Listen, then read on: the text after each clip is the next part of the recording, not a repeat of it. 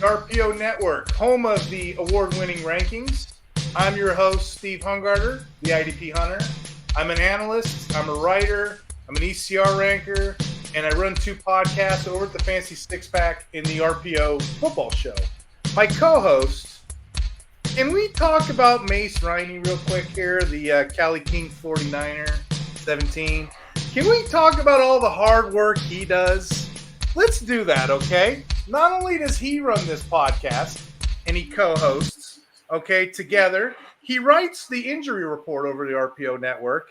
He also does the injury reports, and he does a whole bunch of editing for us. So thank you, Mase. Simply put, audience, Mase Riney is Zen, okay? He is everywhere in the universe. He's inside each and every one of us and every single one of you.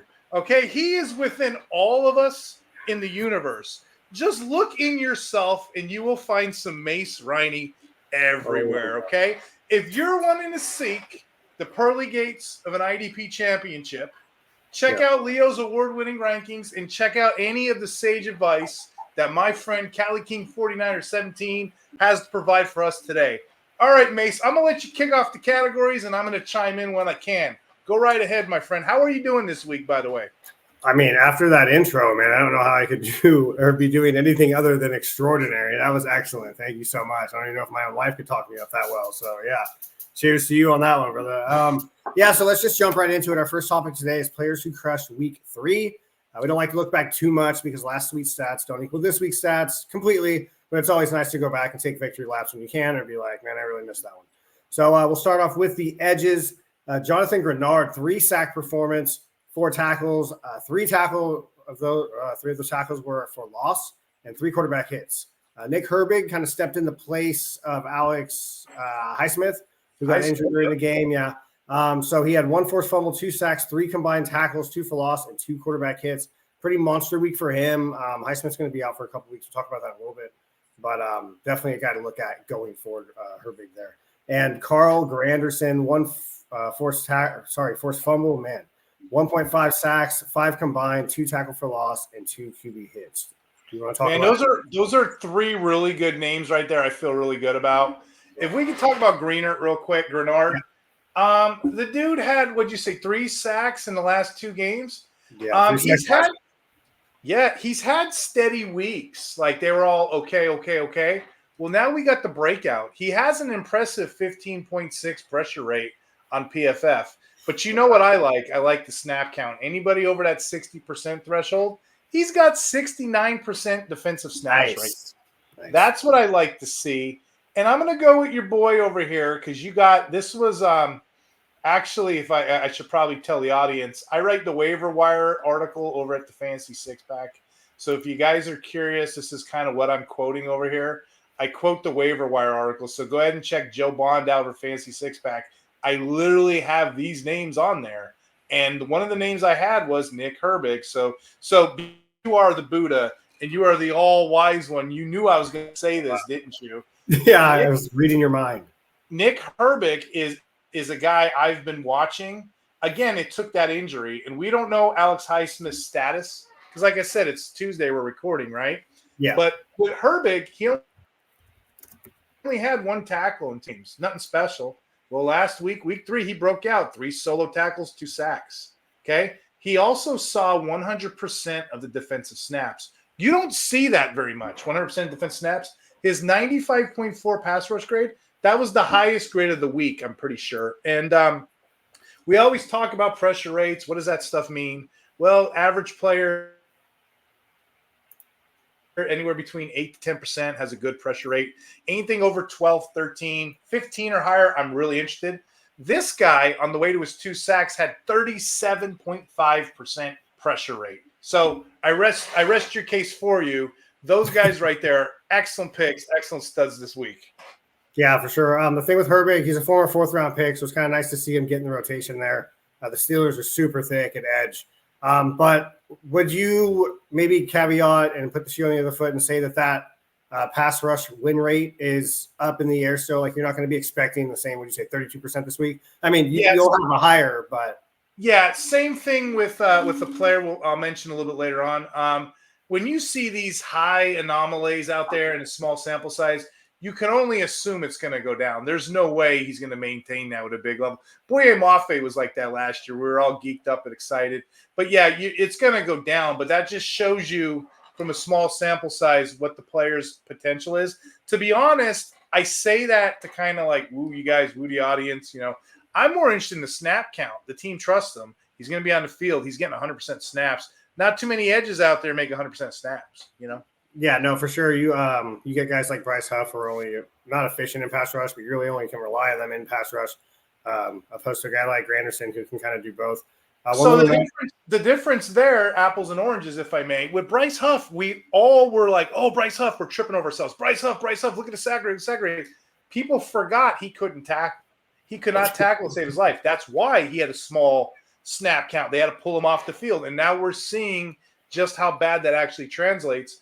With our boy here, Nick Herbig, he does both very well. He does tackle, he does sacks. The Steelers, hats off to him. They got a bunch of edge guys that can do both, tackle and make plays. They are thick at that position, as the wise one has said. It's been a glow up for Carl Granderson. He had 4.5 points in week 1, 13 in week 2, 21.8 in week 3. So you like to see the roller coaster going upward, right? Okay, moving on to linebacker. Kenneth Murray Jr. making an appearance here. Insane, man. Tennessee linebackers had a good week.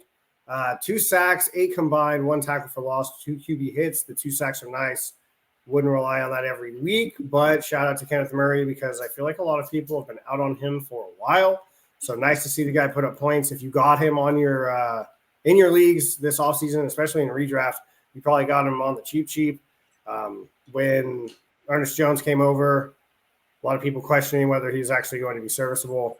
And he kind of shows you there that he does still have that ability to make sacks and tackles. And Robert Spillane, who's just been a complete animal all year. So I don't want to say all year, 3 weeks so far. But this week he had 1 sack, 11 combined, 1 tackle for loss, 1 QB hit. You got any linebackers? If I could, I just want to caveat on yours. Shout out to Robert Spillane owners. We put this stat out in the offseason. Robert Spillane had a 26.8 pressure rate last year. He had a win rate of 87.1. PFF had him highly regarded, right? He ranked 3rd among all linebackers, okay? And then his stats are even better. He produced 82 solo tackles. I say it again, 82 solo tackles. A lot. That was good enough for 10th last year in the NFL. The guy was being drafted when we were doing these drafts, Mase. What was his ADP, like LB 27? I don't remember. Yeah. 26, 27.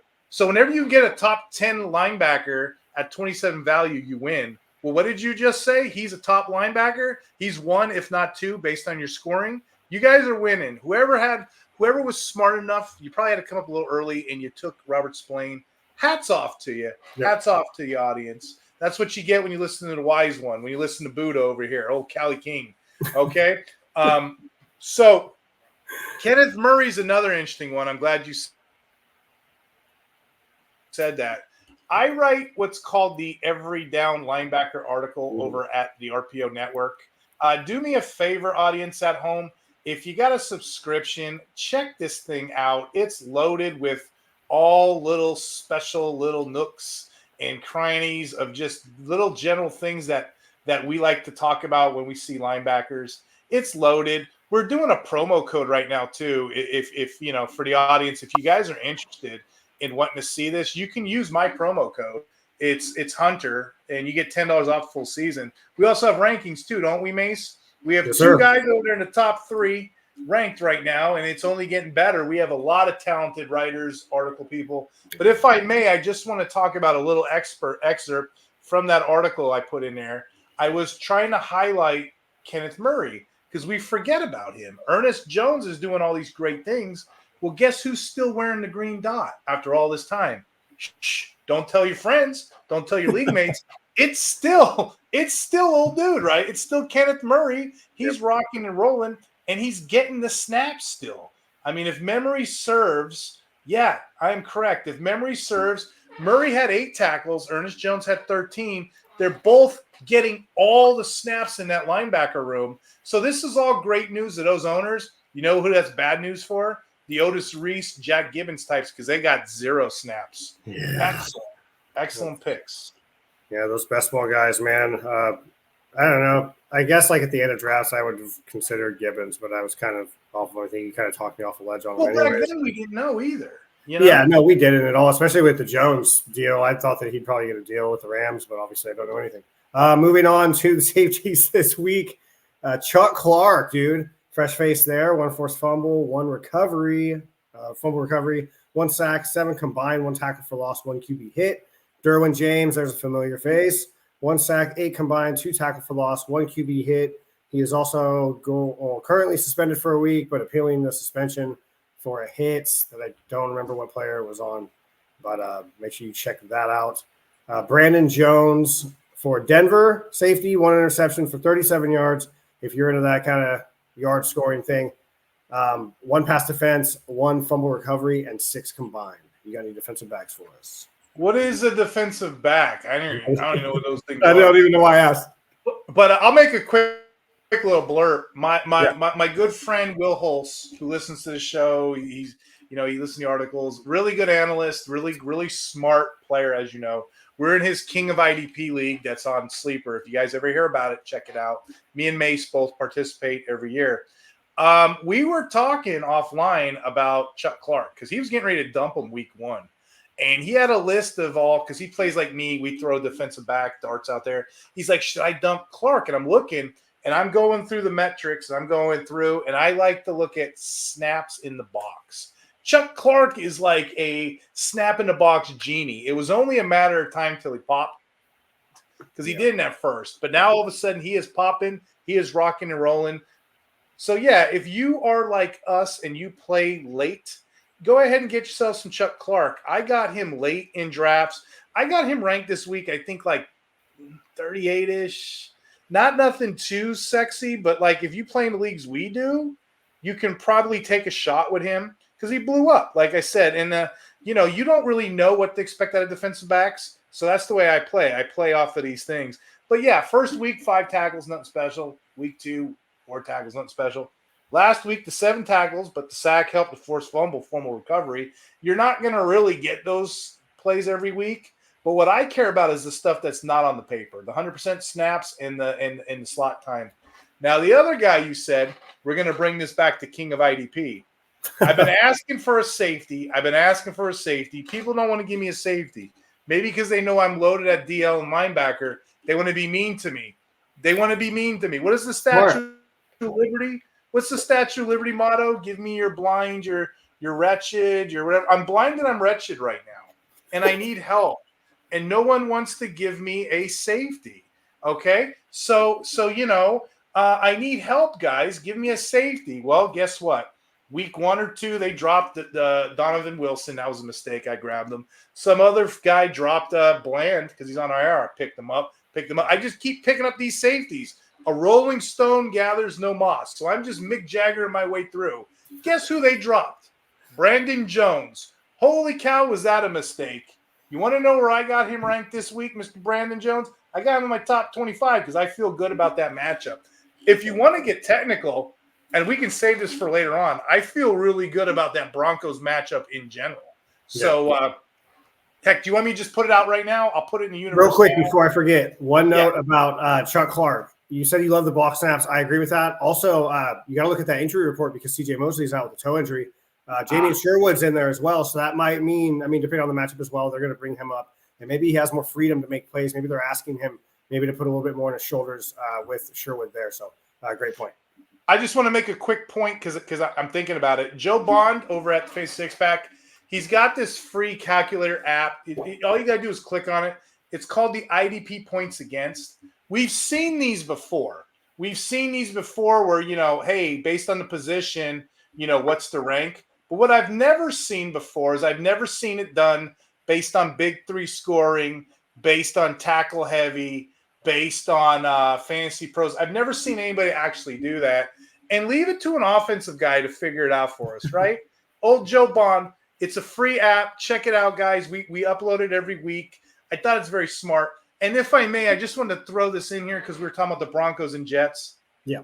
Really sweet matchup. I'm not a better type of guy, but Broncos, they're going to get after the Jets this week, whether it's backfield, linebackers, whatever. The Jets have given up 5 sacks in 3 games. That's not good news at all. So I can see the Broncos really a matchup that you guys can exploit if you guys are interested. That's all I wanted to say about that. So, sorry, Mase.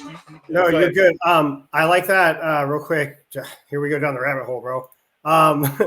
The edge, Jonathan Cooper, going up against Fashanu this week. Love it. So he's got Vera Tucker on his inside as well, so that might be something to watch. I'm a huge Alex Singleton fan, and I don't know. I guess if Lazard's in the slot, you could go ahead and look at McMillan, but I don't know. It's like deep corner streaming sites. But you got anything else?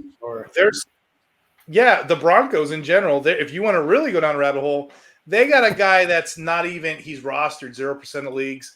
I couldn't even fit in my article because I got like 33, 34 deep. I tweeted this. Dondrea Tillman, Tillman. He's a Broncos. Mm-hmm. His first game at the Broncos, and you know that defensive line, there's questions. So when you have a quarterback conspiracy, you don't have a quarterback. When you have a defensive line, there's a conspiracy, you don't have a defensive line. Jonathan Cooper's your best man there. Everyone else has the potential. But this guy here, first debut game, 3 sacks, 3 tackles, week 3. He's a former 3-time All-PSC West selection from Indiana State University, if you guys are college fans. If you guys are USFL fans, he had 92 tackles, 51 solos. Yeah, okay. What's that? So I'm pulling all the stops. This is somebody that I didn't really have tape on, but he's owned 0% of nowhere. And again, if you're in a league like, I don't know, our 32-team league, where he's just sitting there, and right when we're done recording this, one of us is going to pick him up. Hint, hint. DeAndre Tillman is your dude. Take a shot. Why not? Who knows? This could be the start of something beautiful. You know what I mean? Yeah, for sure. Speaking of taking shots, we'll go 1 for 1 on the Broncos defense. If you got a DT, Zach Allen in sack-heavy leagues, he's got 18 pressures, handful of sacks, not that many tackles. I think like 8 or 9 combined. But if you need a guy in a pinch, go ahead and put that guy in. Okay, let's move on to the second topic because we could stay on topic 1 all day. I mean, we could probably say that any of them all day. But Mr. Consistency, talking about guys who have been everything that you wanted and more for fantasy. You call upon them and they give you the goods, whether it's DL2, LB1, DB3, whatever you need, they're getting it out for you.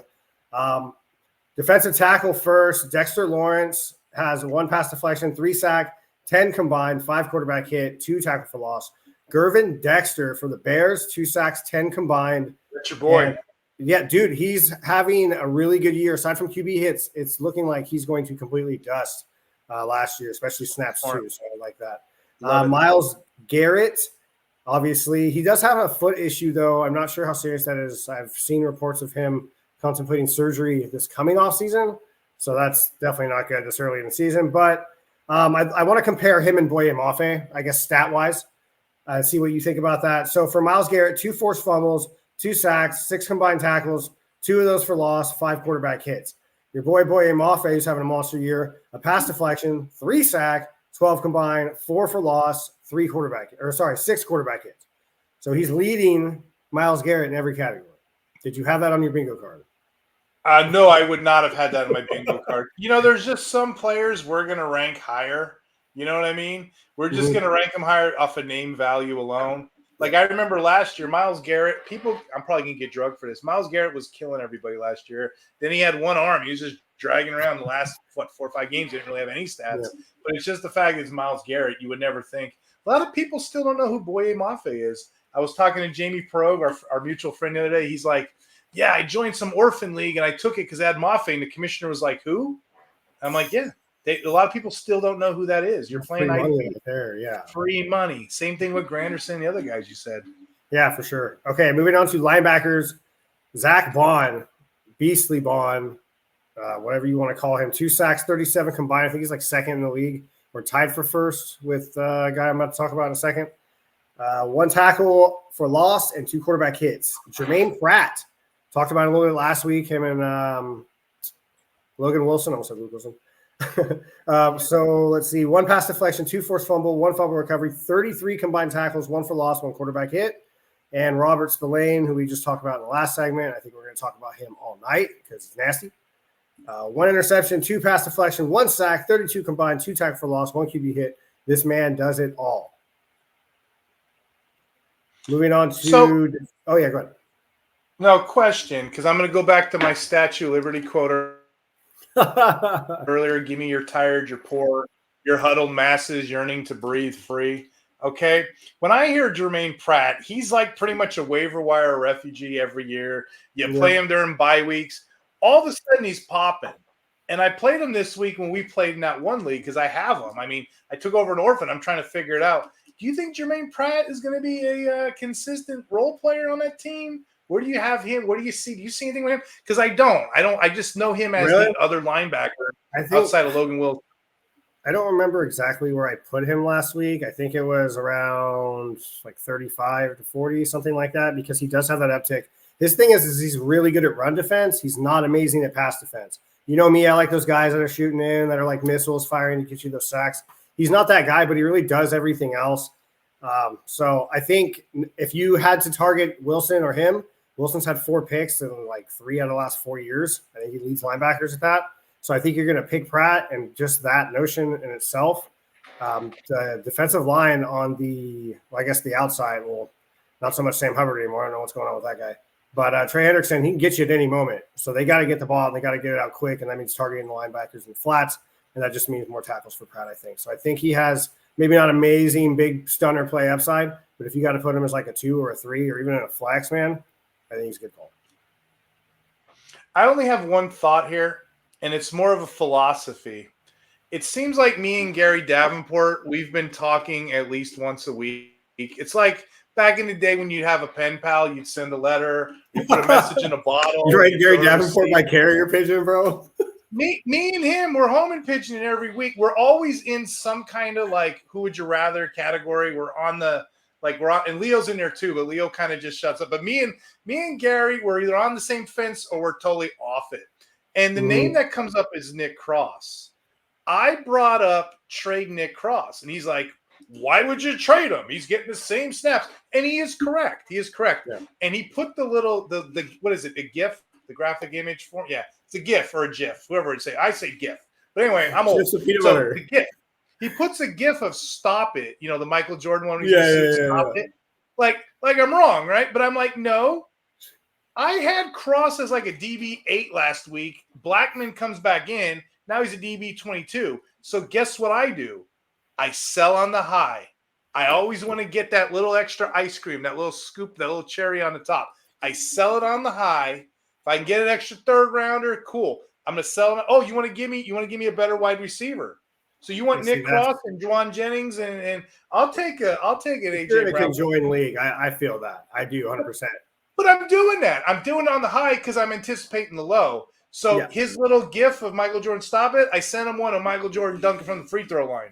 So that's the relationship I got. But anyway, with Nick Cross, though, I'm anticipating, because I profiled this guy when he was a rookie. I watched him. I'm anticipating kind of like a scale back. Guess what? It didn't happen. Son of a B, Gary's right. So far, he's right. Okay, they're both getting 100% snaps. Guess what Gus Bradley did this week? Blackman's usually the one in the box, and Cross is a little bit free. They switched it. He switched it, and he flipped them. I don't know if you've ever seen the movie The Usual Suspects. He flipped them. He flipped them for real. That's what the guy says in it. He flips them for real. So this week, what did we have? We had Cross getting all the sweet spot, the snaps that we want. He got 23 snaps in the box. Blackman only had 9. So it's kind of one of those reverse roles. And I'm mad because the Colts played 90 defensive snaps last week.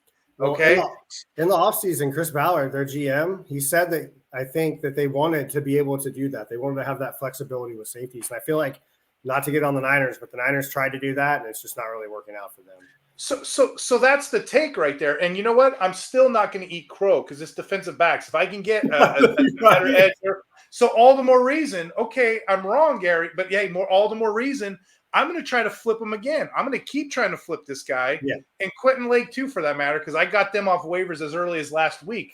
Both Cross and Lake are unique because they're supposed to be the other safety, but they're actually getting more snaps than Blackman or Curlwood. That's all I want to say. That's really all I need to say about defensive backs. I hate that. They're darts, throwing. Who's in the sweet spot? Who's playing the slot corner role? That's all I want to know. There's nothing nastier. There's nothing more dirty than seeing a guy get picked up off the waiver, and then a week later, he's going for like 2 4th-round picks. And you're just like, oh, my God. I shouldn't say this because I'm going to get in trouble with my wife. We play like backgammon and strategy games like that. And she'll just roll the dice and she'll just get all the right rolls. And I will build my team strategically to get off the board first. That's what defensive backs are to me. I'd hate to lose if the guy played who's the guy in the Colts, the corner that just went off, Jones or whatever. I'd hate to have that feeling. Do you know what I mean? I'd hate to have that Marcus Epps week when he goes off before he gets hurt. You know what I mean? Like, dang, dude, I did everything I need to do, and then you got me on the whammy card, you know? Jalen Jones. Speaking of Jalen Jones, that's one of those not rare occurrences, but what do you call it? One of those space oddity kind of happens sometimes, the 2 picks. It's a nasty play. Give the credit where it's due. But if you're out there trying to rely on a guy to get you 2 picks in a week, you're in trouble. Right. Okay.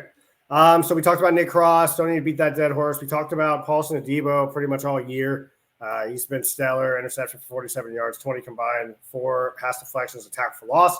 And then Brian Branch having just a phenomenal year as well to start out. 1 interception for a yard, seven pass deflections. Okay, if you look on Pro Football Reference, it's the only stat that I saw today that was in bold. For some reason, the 7 is in bold. I don't know if that's because he's a leader, but I looked at it and I was like, wow, it literally stood off the page of me. 22 combined, 2 tackle for loss. Okay, we'll move on to calling some dudes for this week. We already talked about the Denver Bronco defense for like 15 minutes, so we'll probably skip them. Right. Talk about the edge players in Dallas. Let me pull it up here. They are going up against the Giants, and the Giants allow for a lot of sacks. Do you think that Micah Parsons has a good week? Parsons, yeah, I'm always going to put him top 3, 4 each week. You know, I'm going to do that. Now, the rest of them is the question. That's the better question. Like DeMarcus Lawrence. I can't. Now I am feeling the renaissance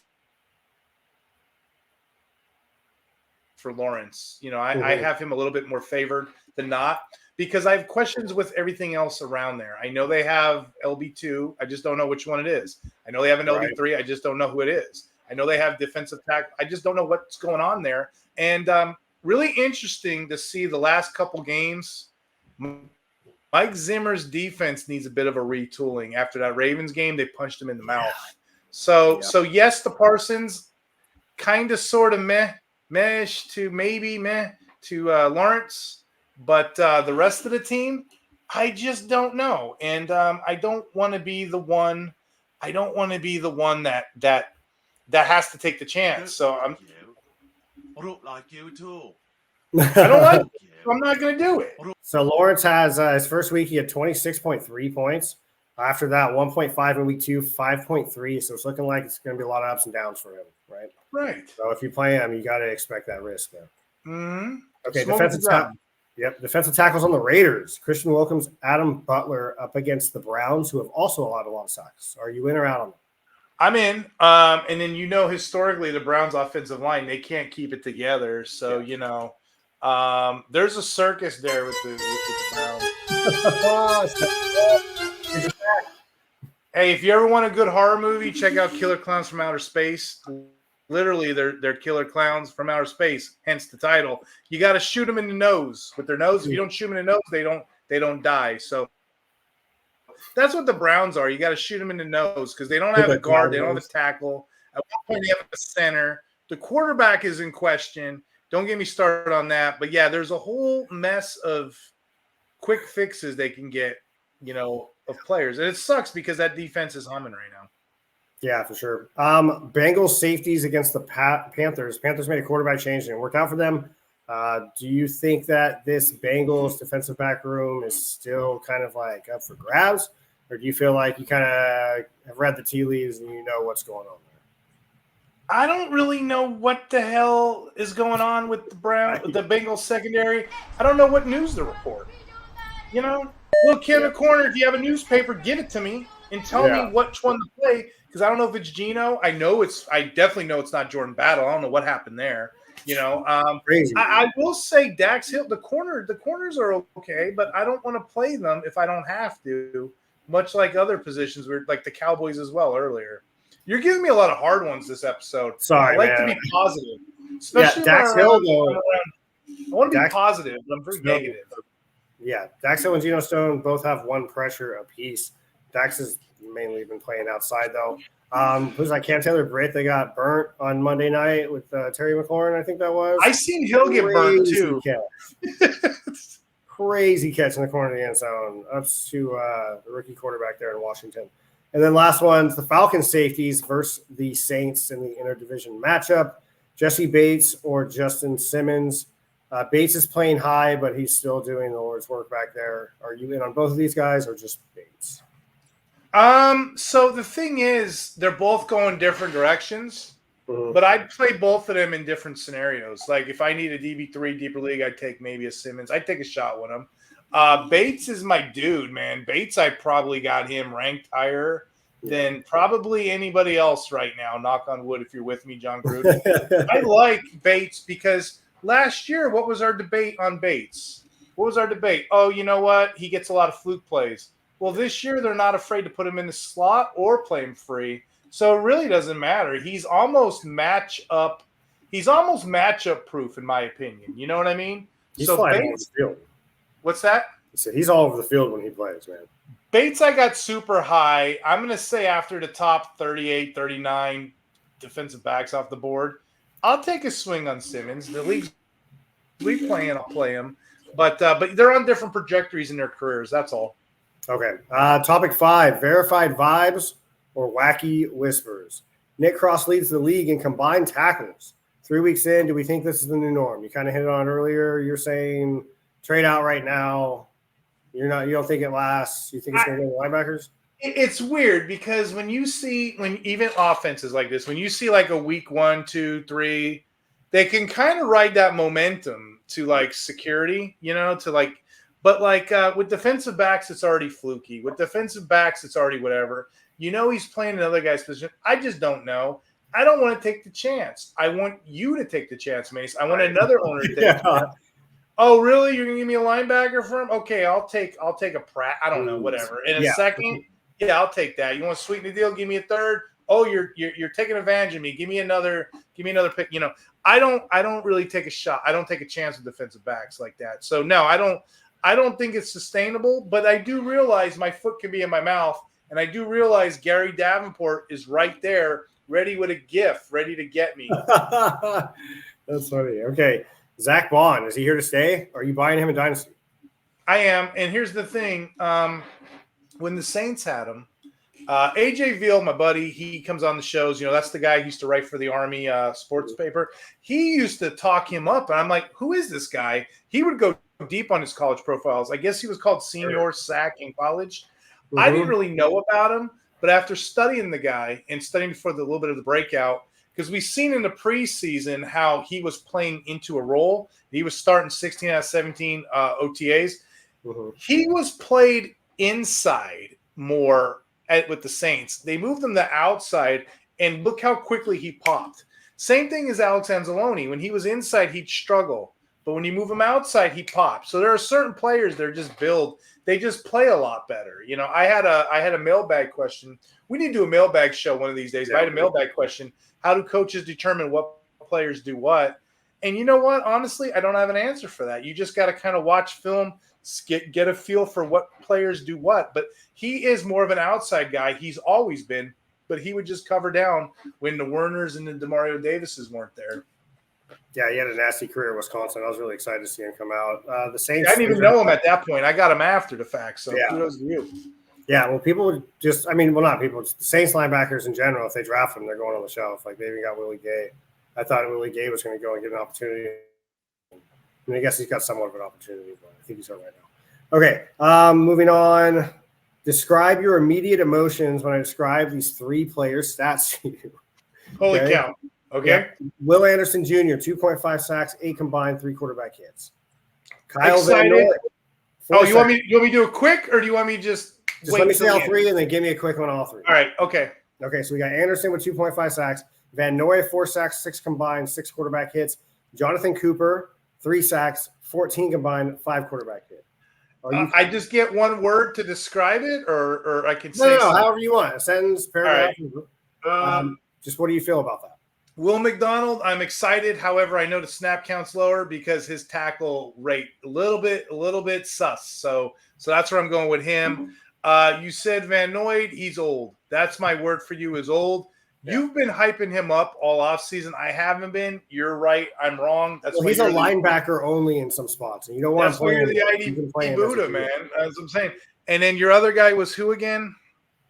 Jonathan Cooper. We kind of talked about him for the Broncos. Love it. I pick him up everywhere where people aren't paying attention to DLs or they're punting it. He's a guy I usually get as a DL 3-4, and I can play him as a 2. You know, that's why I brought them all up, because if you were drafting in the offseason, you could have taken Anderson first, Cooper second, gone off and got a couple other guys in the back end of your draft. Taking a guy. I like anybody who's unknown. And another strategy I like to do, I like to take these like 2-year rookie. 2-year deal, because their ADP is so buried. I can go in there, look at last year's draft when we're drafting. I can take these guys last round. They're like, wait a second, how'd you know this guy was going to crush? Well, I didn't, but I do know that there's a thing called a 2-year breakout, especially in IDP. 100%. Okay, Will McDonald and Keon White are a pair of sophomores who are crushing the game. Are they here to stay? And are you buying them in Dynasty? I am, but be mindful, because Keon White is getting 80% snap share. That can't possibly last. I know everybody's all geeked up. They want the brand new sports car. They want to take it 80 miles an hour. You got to put oil in it too sometimes. Yeah. You know, you got to fill it up for gas. You got to clean the back seats. You know, you got to take care. You got to groom it, right? Yeah. You keep playing him at a Max Crosby level, he's going to break down. So I'm mindful. He's the new Judon role for sure. He's going to have great stats. They just need to slow it down a bit, man. That's my take on that.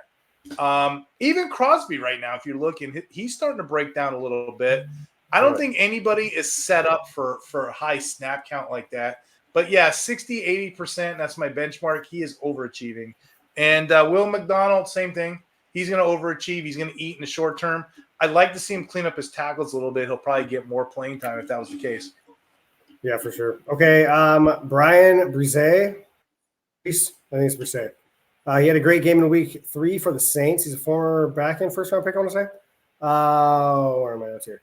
Is he worth an ad in dynasty formats, or are we only looking at him if you have defensive tackle eligible? He's a former 5-star recruit too, so he's the bee's knees. I am not chasing DTs usually unless they play that 5 technique, you know, and that's another show for another day. I don't really chase DTs unless I can get some kind of edge with it. Like MFL has Cameron Hayward as a DT, which I'll exploit that all day long. Audrey, D'Amico Audrey, but I don't chase them unless you force me to at a DT required league. So no, I wouldn't pick them up. Maybe in the deepest leagues, but I probably still wouldn't. I'd probably try to find something else. Yeah, for sure. Try to see what's going on. Let someone else kind of take that. We like the sacks and bunches weeks, but you can't really always predict those. And the last one, this one's kind of wild, but where in the world does Jamin Davis play? Is he the new Zaven Collins? And do you think that he might be a potential trade target for some teams that are lacking on the edge? So your question is, where in the world does Jamin Davis play? Is he a linebacker? Is he an edge player? And do you think that other teams in real life NFL are targeting him during the trade deadline, and that Washington would deal him because he's a former pick from the former regime? So let's peel back the onion here. Where does Jamin Davis play? Answer is jail. That's where he's playing. We just got canceled, didn't we? Yeah, I think we did. But yeah, I don't really care about him. I don't think teams are actually going to trade for linebackers. You see what teams are doing to top dog linebackers now. They're trading away for peanuts. I think that's the new norm. I think they're going the opposite. I think teams are getting smarter. They're either using late round picks or they're using undrafted free agents, and they're churn and burn in that position. And the logic behind that, simply put, a lot of teams are playing 3-3-5s or 4-2-5s. Let's say you're playing a 4-2-5. The best place to put the ball is at the linebacker. They're usually the worst defender. Mm-hmm. So get as least amount of those guys off the field as possible, you know? So, I don't think they're going to put a lot of money into that position. As you can see, it's very similar to like the running backs we see on offense. Yeah, for sure. Okay, we'll talk about a couple guys, and I'll see if you're concerned about them, and then we'll close this thing out. Okay. We talked about the Washington defensive line last week. Are you still out on them? I'm very concerned because I don't know what's going on there. I'm chalking up whatever happens. The offense is humming. Kudos to them, but I'm chalking up whatever happens in Washington this year that Dan Quinn will figure it out next year. And it's probably an audition to the guys we're going to see next year. I'm thinking there's going to be a lot of moves in the offseason. If I had Payne or Allen, if I had those guys on my teams, I'd probably be a little worried, and I'd probably try to move them if I could. That's just my opinion. But, yeah, I'm very concerned what's going on there. So at least for this year, I think it's just a trial run. Okay. Kayvon Thibodeau is a guy I was high on in the preseason. So I'm going to judge by your face. You're definitely out on that guy. You know that movie, The Christmas Story, when the kid gets meatloaf, he's like, meatloaf, meatloaf, double meatloaf. Now, I don't want double meatloaf because he's sack dependent. And you see what happens when dad gets the leg lamp for Christmas and mom burns the chicken and they got to go what? They got the duck and they cut it up. I don't know what they do. I don't want nothing to do with Thibodeau. You know who I want to have something to do with Thibodeau? I want you to take him or a guy in my league to take him so I can scoop a Granderson or somebody later on. But, yeah, I did a whole article over at the Six Pack Waiver Wire about, how these metrics fit the player. But he's totally sack dependent. And I don't know what's going on there. But, no, I don't want nothing to do with him. Okay, Patrick Queen. Was he worth investment up to this point? Is he worth an investment? Yes. I believe in the children of the future. Don't make me quote the Statue of Liberty again because I'll do it. I believe in everybody. Yeah. Now, when you say investment, are you saying 5 cents or are you saying $500? People were drafting him like he was a souped up Porsche or something, man. Mm-hmm. So we're me and you are in a league together. I want to trade for Queen. What's the offer? What's the pitch? I don't even know if you can make one because he hasn't he's got 1 week. So you would probably try to slime me because I know you. You're going to try to slime me. You're going to be like, oh, I can't do 2 first-round picks. I'm going to say no. I'm going to come back with you with a third. You're going to slime me again. You go, well, I'll do a first and a third. I'm going to say no. We're probably going to agree somewhere in the middle on a second. I know your routine. You're the holy Buddha on here, but you're slimy. You're like that car sale. No, I'm teasing. But no, like Queen again. We know who Queen is now. He's at LB2-ish, possibly 1 week's, not so much anything else. He had a good week this week. Let's not totally be mean about it. But am I buying or selling? It just depends on who's asking and who's paying for it. I'm not paying a first rounder like we've seen that one dude do. I'm not doing that. That's a little rich for my blood. Can't get finesse like that. Okay, Harrison Smith or Cameron Bynum to wrap this up. Bynum.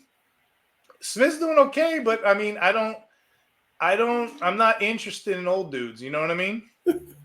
Me either. So I'm not Anna Nicole Smith. I don't need that in my life. So Harrison Smith was going to retire, so he came back this year. So if you're talking dynasty, I want nothing to do with him. No. But yeah, I will play Bynum, and I know you're concerned because he's not putting up the numbers he did last year because he's more free safety this year. But I will play Bynum. I'm still ranking him somewhere in there and holding my breath. Yeah, for sure. I'm looking right now. Cameron Bynum has 27 points on the season. Harrison Smith has 30.5, and Metellus has 30.8. So all these guys are popping off at different times. Those points per game. I'm sorry. Those points in total were from fantasy points as well. Okay, let's see. A couple last questions for you here, and then I think that's all I got. In your opinion, big time edge players actually create more opportunities for the guys that are on the other side of them? You target the secondary edge player, like say if you don't want to spend up for like a Max Crosby, I don't know why you wouldn't. Let's say you can't get him. Are you waiting to get the other guy there, whether it's Wilkins or who was Malcolm Kuntz on you? Yes. So the answer is look at the Steelers, right? So your polar opposite would be the Alex Highsmith. Again, with that, right, you're going to have your good weeks, and you're going to have your bad weeks. But we've talked this before, and Highsmith's a great case study. He would get all the runs directed his way because they would shy away from Watt. Yeah. So he was a higher run grade defender than most of the league because of that. He's also taken on the lesser blocker because they assume that they're going to put him over. So again, context matters though. Like I'm not going to take like a Doris Armstrong type when I can get a different guy over here. You know what I mean? Yeah. I would target. Well, honestly, I would target the elite guys first, the higher metrics. But if we're talking middle end of drafts, it is a strategy. Yeah, Kuntz is going to have Wilkins in the middle, and this guy. Why not take him there? So that is a strategy you can do. That's kind of why we thought highly of Burns this year because he's going to have Thibodeau on the other side drawing pressure, Dexter Lawrence. But again, with IDP, we can plan all this stuff like a fisherman. You can have the bait, you can be on the boat, you can plan it, but it doesn't always work like that. It could rain and thunderstorm at any minute. Right. Hubbard's a good shot there as well because of Hendrickson. Same kind of deal there, although Hubbard is struggling this year. Okay. Dre Greenlaw could be coming back as early as October 6th. We were kind of texting about him earlier. My friend told me that. Are you picking him up and stashing him for later? I am, but are you trading him? I am, and people are going to see this, so that kind of foils my plan. I'm like Lex Luthor from Super Friends. I'm like, foiled again. But that's what I'm trying to do in some very important leagues that we're in. You just ruined my plan, so thanks for nothing. Sorry about that. Greenlaw's a perfect end of the year candidate. No, you're right. Yeah, for sure. So I can't see him not outplaying Campbell. Well, Campbell's been playing, I don't want to say atrocious, but he's one of the main targets there in that Niners defense that quarterbacks look at. Cost the Niners a couple plays last week, and he's just not looking like his former All-Pro self. So I don't want to say the Niners are going to rush Greenlaw back, but the second Greenlaw says he's good, they're going to be like, get out there, bro. Right. Okay. Last one. Nope, I'm sorry. True position leagues are better, in your opinion, than leagues with short IDP rosters. I favor true position. I actually like the conjoined true position, where you have true position for offense and for defense, obviously aside from offensive line, like punter and coach. But which one do you like? A more simplistic league, or do you like a league that you got to get in there with the magnifying glass, search it out like an archaeologist, and figure out what's going on? You know what? You would think the latter, but honestly, it's either or. It depends who I'm playing with. It depends. So you know what? Honestly, I have built dynasty teams and I've walked away from them. It's really the thing that matters to me most is the people around me. If I got people in my league that don't want to trade, don't want to talk, they're not active, it's not worth my time. I'm too old for it. Like Danny Glover from Lethal Weapon, I'm too old for this. I really am. Like, if you're not going to play your best ability, why are we here? Why are we doing this? Thank you for your donation. Thank you for that league save. Thank you for that money. But I don't want to do it. And I've done that before. So regardless of the format, please people read the rules and please people read the roster. I know I sound like kind of mean right now, but that's what I want. I want 12 to 14 guys that are coming after me every week with heat-sinking missiles and James Bond sharks with laser beams on their eyes, or is that Dr. Evil, Austin Powers? I don't even know. But I want the sharks with laser beam eyes with the heat-sinking missiles. I want people coming at me each week. I want the waiver wires bare.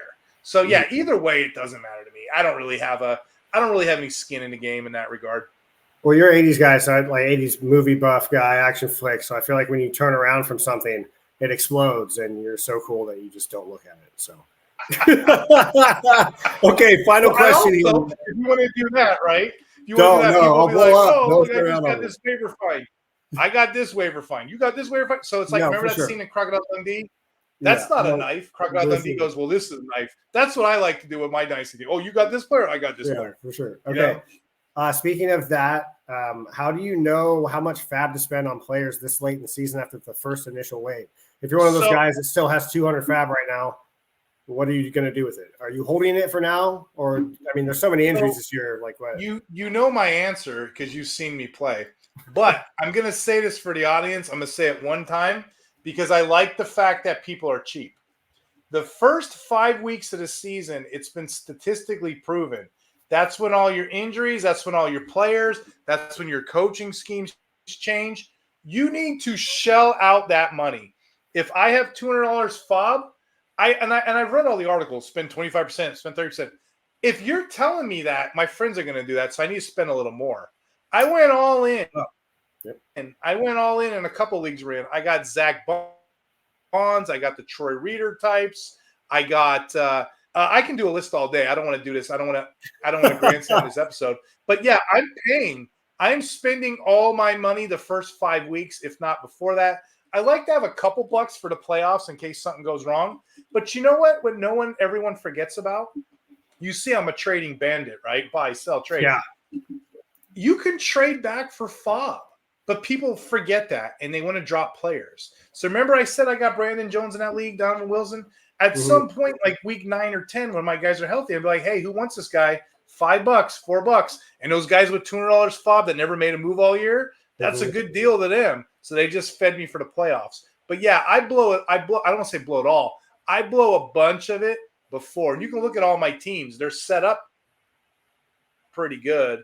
I don't think I have any below the top 3, but I don't really have much money either. And that's my secret, because those first 5 weeks, that's when you see the players go off the board. And you see what owners are inexperienced in that regard. They're putting $22 on a bid that they should get. What was the kid's name? Braylon Spector. You need a linebacker? You put $2 down? Are you trying to win? Or are you too old for this too, like Danny Glover? What's going on? You know? People trying to get him on the cheat, man. Okay, so really quick, one last thing before my last thing. Ventrell Miller and Chad Muma are going to be filling in for the tackle god Foye Oluokun. Do you have a preference on either or? I mean, they both, I think one has one more snap than the other. They're both in the low 50s. Just kind of a sit and wait. I put in a couple bids today for Chad Muma just off of basis immediately. Leo wrote on one of my tweets and was like, watch out for Ventrell Miller too. And now I'm like, dude, okay, do I want to take both these guys? Do I want to take none of these guys? Obviously, Devin Lloyd gets a bump. He's going to be going up in my rankings this week. So you think they just rotate those two guys? They both get 50 apiece? Meatloaf, double beatloaf. Okay? Foye goes down. He goes down. Chad Muma, Meatloaf, 42.2% snap count. Ventrell Miller, as Cali King just said here, 43.8%, like one more snap. More Meatloaf comes in. Yase Abdullah, 31.3%. I don't want to have nothing to do with that. They're all like vampires from the Lost Boys. They're all taking turns, stealing each other, sucking down tackles from each other. Don't want nothing to do with it. You know who else I don't want nothing to do with? Devin Lloyd. He's the Kiefer Sutherland vampire. He has his own thing. He has his own right? Devin Lloyd has his own thing. You think he would be left alone? No, he's in this succubus rotation too. He's getting 65.6% of the snaps. I don't want nothing to do with any of that. And you know what? I did this on the other show, and I don't care. I'm just going to put it out here. All season, they've been doing a rotation. Even before Oluokun got hurt, he wasn't playing very well, and he was in this rotation. So be mindful. If you want to go back to the preseason, Lloyd was wearing the green dot. They're doing some weird, funky stuff with the linebacker core. I was afraid to say it. And then I wrote the linebacker article, the Every Down Linebacker on RPO Network. I started getting a little bit braver. You know, I'm like this. Ooh, the internet's going to be mean to me. I'm like, hey, this is what's going on. And I flinched, and no one said anything. Hey, look again. I flinched. So then, like last week, I started beating my chest a little bit more. And I started beating. And then this week, I'm like, you know what? The hell with it. I don't want nothing to do with any of those guys. You play the 40% snap count, guys. I'll go find I don't know. Miami Dolphins have this guy that's owned nowhere. You know what I'm talking about, right? He's David Long's replacement. Let me go ahead and pick him up for a game or two. You know, let me pick him up a while, right? Who's his name? You know who it is. Anthony Walker. Remember him? Oh, for the Browns, huh? Yeah. So here's where, and I'll throw this one at you too. Here's where stats lie to us, okay? Walker, he only got 25% of the snaps if you're a box score guy. Well, you got to watch the games. David Long got hurt halfway through. So he came in for 7 plays, okay? He comes in for 7 plays. 25% doesn't sound like a lot, but the point being is he played the last 7 plays. So he played 100% of the snaps he can play. He got, on those 7 plays, he got 3 tackles, Anthony Walker did. That's an incredible 43% tackle rate. Now, Mase, remember the beginning episode, you're like, do you expect these numbers to come down? I sure as heck do. That's a small sample size. There's no way you're going to maintain a 43% tackle rate. You know, you'd be the Lawrence Taylor of the modern day NFL. You know? Like super techno football. Instead of the Bo Jackson cheat code, you're the Lawrence Taylor cheat code. Yeah, send them, dude. But I would rather a guy like Anthony Walker, who I know is getting the snaps, case in point, than a bunch of random Matchbox cars and going around the track getting 40. See which one gets knocked off. And I don't want to do it. We'll get Raekwon McMillan instead from the Patriots. Oh, there you go. Perfect. So I'll give you two right now. Yeah. Mac Wilson and Jalen McMillan, both of those guys, they are subs from week to week for me. Now, I know McMillan had a great week, whatever, but when you look at the snaps, he only got 73% of snaps. It's not sustainable. You know what else isn't sustainable? He had a 46.8 PFF rate. He's missing tackles. I want to say he missed like 5 or 6 tackles this week. And you know who got the green dot down there in New England, don't you? Is it Tavai or is it a safety? It's Duggar. Duggar. Yeah, Duggar got it right now. Let me skip to Arizona real fast because I didn't talk this enough. Mac Wilson, who's been dropped a lot of places, he logged 87% of snaps last week. Like that. Week two, he had 44% of the snaps. So what happened? Week 2, they played the Rams. Matchup. He's not that great in coverage. Chris Barnes is more of the coverage guy. I know that's your guy. And he's not that great in pass rush. Mac Wilson's going to be matchup dependent. He's going to be streamed week to week because of this. He's more of the soak-up tackler guy. And the thing is, I would be a little more brave. Like you were asking your question with Jacksonville. I'd be a little bit more brave with Mac Wilson.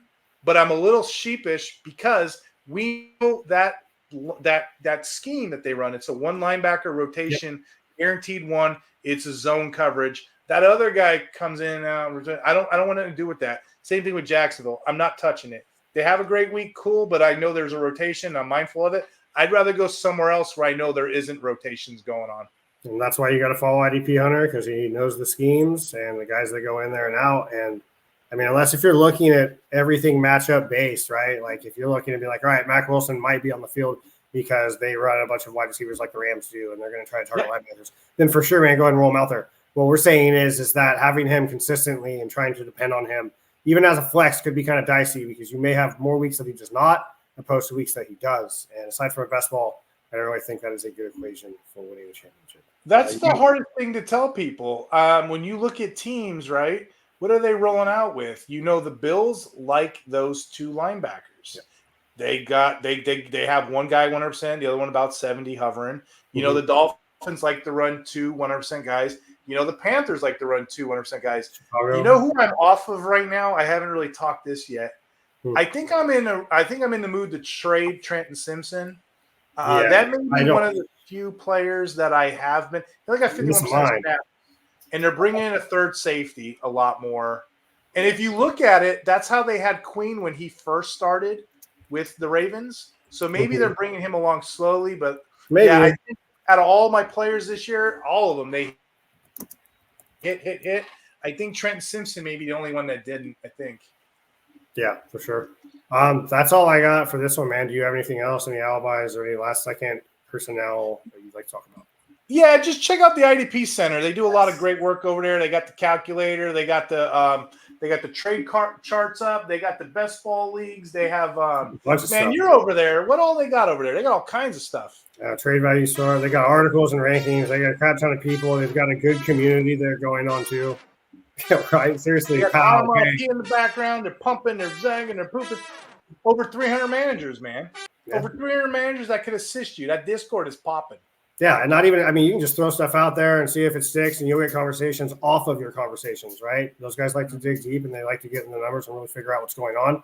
Great minds in there. Love being a part of it. Hell yeah! But yeah, that's all I got. Check out the IDP Center, and then check out. We also got the thing called Smash Up Sports. It's kind of like the Pokemon. It's like the Pokemon of fantasy football. I'm still getting the feel of it, but yeah, we got a partnership over there with those guys. It's terrific. It's fun. Again, this community, it's only what we make it to be. It's only what we, you want to connect with people, you have fun, but you also want to put the work in. You want to put the hustle, the scientific analysis. I love talking to the community. We need to do a mailbag show. That's what we need to do. We need to get a mailbag show in. And because I love talking and explaining why this stuff works, not just give the silly answer. You know, well, I mean, everyone likes to say numbers and stuff, but we like to dive in and say, I think maybe during mid-season, We could probably do one of those. Get a lot of questions like Dynasty as well as redraft. Guys getting ready, managers getting ready to go forward into their playoffs and try to make a run. So I think that'd probably be good. All right. I guess the quote of the day was, give me your tired, your poor, your huddled masses. Okay. I think we did that very well. We talked Anthony Walker on this show. We talked Nick Herbig. Amazing show as always, Mase. Tell the audience where they can find you. Yeah, you can find me on Twitter at CaliKing49or17. Writer, ranker, editor for RPO Football.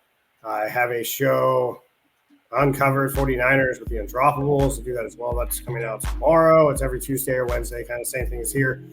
We might be moving to later on in the week, starting next week. So all the people that are watching this, it may be more like a Thursday, Friday show. We'll stay with you on that. I just want to thank every each and one of you for rocking with us, because this is something that we do in our spare time. Hunter's got a full-time job. I'm in school. I'm a full-time dad, always going around. But honestly, this is like my break, and it's super fun getting to come and do this. And I love all the interaction down in the chat. So let's keep that going, and let's push forward through week 4 and kick some ass. Let's bring in some more people too. We're gonna some ideas. Bring some other RPO analysts and guest stars on too. I tell people all the time, you guys keep listening to this, I'll keep making them. You keep listening, you keep watching, I'll keep making them. We'll keep producing them. I don't got anything else. Do you? No, man, I'm good. I think we've nailed it. I mean, we could probably sit here and talk for 5 hours and say everything else. You know I could. So it's like being in a barbershop. But anyways, good talking to you, man. I'll see you next week. We'll do it later on in the week. We'll do streamers. But anyway, everybody, stay in touch and talk hard.